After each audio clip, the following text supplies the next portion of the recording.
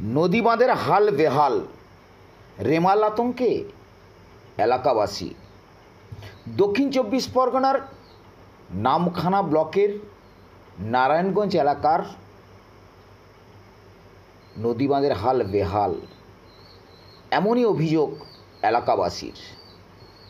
তবে তাদের তিক্ত অভিজ্ঞতা রয়েছে, কারণ এর আগে একাধিক ভয়ঙ্কর ঝড় সুন্দরবনের বিভিন্ন জায়গায় আছড়ে পড়েছিল। ক্ষয়ক্ষতি যে কিভাবে হয়েছে তারাই আমাদের ক্যামেরার মুখোমুখি জানিয়েছেন। চাষযোগ্য জমি, পুকুরের মাছ, কাঁচা বাড়ি সবই ধ্বংস হয়ে গেছিল, আবার নতুন করে সাজিয়েছে। আবার যদি রেমাল ঝড় আছড়ে পড়ে ক্ষয়ক্ষতি কি হবে এখন তা বলা যাচ্ছে না। তবে এলাকাবাসী যারা রয়েছেন তারা যে কতটা আতঙ্কে রয়েছে তারা কিন্তু আমাদের ক্যামেরার মুখোমুখি জানিয়েছেন। শুনুন। এটা নামখানা নারায়ণগঞ্জ। এখানে কি সমস্যা? এখানে সমস্যা এই যে ঝড় আসবে, এই ঝড়ে নদীর বাঁধ তো ভেঙে যাবে, আমরা তো সবাই তো ডুবে যাব। আর এই ঝড়ে তো জল তো বাড়বে প্রচুর, আর আমাদের বাড়িতে তো সব এক গোলা করে জল হয়ে যায়।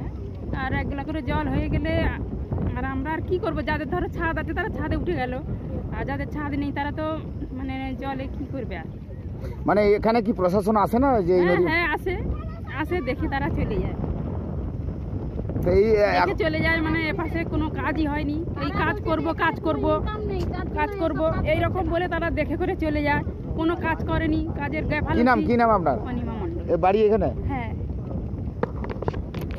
এখানে কত মানুষের বসবাস রয়েছে? এখানে প্রায় 3000 মানুষ বসবাস করে। এখানে এই সমস্যাটা কি হচ্ছে? সমস্যা বলতে এখানে নদী বাঁধের অবস্থা খুবই খারাপ, প্রচণ্ড জোয়ার ভাটা খেলে। কিন্তু 7 কোটি টাকার কাজ এসেছিল। ওটা কোথায়? নামখানা নারায়ণগঞ্জে। মানে নামখানা এই জায়গাটা কোথায়? এটা নামখানা নারায়ণগঞ্জ। আচ্ছা। আর এখানে 7 কোটি টাকার কাজ এসেছিল, কিন্তু ওই কাজ হচ্ছে 2 কোটি টাকার হয়েছে কিনা সন্দেহ আছে। আর ওদের পকেটে সব ঢুকেছে, ওই দিকটা করে নিয়েছে। কিন্তু এদিকটা যে এত মানুষের বসবাস, এদিকে কাজ হয়নি, খাঁচা পড়েনি, কিছুই হয়নি। এই তো অবস্থা এখন। এই ঝড় আসবে, তারপরে বন্যাও হতে পারে, তা আমরা কি করব এখন?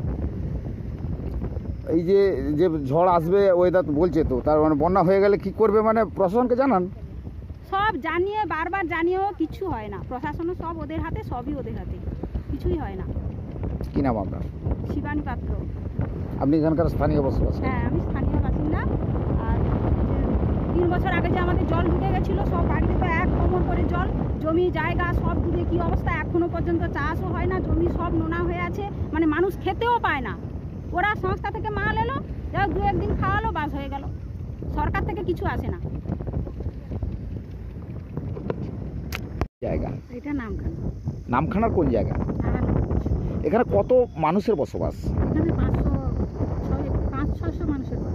তো কি সমস্যা রয়েছে এখানে? সমস্যা এখানটায় শুধু জল ঢুকার সমস্যা। এই নদী বাঁধ 2 দিন ছাড়া ভেঙে যাচ্ছে, জল ঢুকতেছে, মানুষ ঠিক করে ঘুমাতে পারছে না। মানে সারাক্ষণ এই নদী বাঁধলেই চিন্তায় আছে। তো এখানে স্থানীয় প্রশাসন তো রয়েছে? স্থানীয় প্রশাসন দেখছে, তারা কি করবে? তারা বলতেছে এখানে আমরা আর কি করব, তাদেরও কোনো করার নেই। এত স্রোত এই ধার দিয়ে ভাঙতিছে, যার জন্য এরাও কিছু করতে পারতেছে না। এত টাকা খরচা করে খাঁচা ফেললো, তো সব কিছু কাজে লাগছে? কোনো কাজে লাগে না। তাহলে এই যার জন্য এই নদী বাঁধের জন্য আমাদের সব প্রচুর সমস্যা। আমাদের চাষবাস নেই, নেই কিছু না, কিন্তু প্রচুর সমস্যার মধ্যে এই জল ঢুকা। সামনে একটা কিন্তু ঘূর্ণিঝড় তৈরি হচ্ছে, আসতে পারে। ঘূর্ণিঝড় আসলে আমরা বন্যায় ভেসে যাবো, আমাদের কিছু করার নেই। আমাদের কোথায় থাকবো, কোথায় কি করবো, আমাদের কোনো নেই জায়গা। নদী বাঁধ ছাড়া আমাদের কোনো আস্তানা নেই। কি নাম আপনার? নদী বাঁধে বাঁচবো কিনা, থাকবো কিনা ঠিক নেই। কি নাম আপনার? সুচিত্রা কুল। বল ফেলাইবে, খাঁচা ফেলাইবে, আর কি কইছিল, বোল্ডার না কি ফেলাইবে, কে ফেলাইনি, খাঁচা ফেলাইবে কইছিল। তা কাজ হয়নি তো, নদী বাঁধ ভাঙলে তারপর কাজ। কি নাম আপনার? গায়ত্রী বাড়ি। এখানে কোন জায়গা এটা? এটা নামখানা নারায়ণগঞ্জ।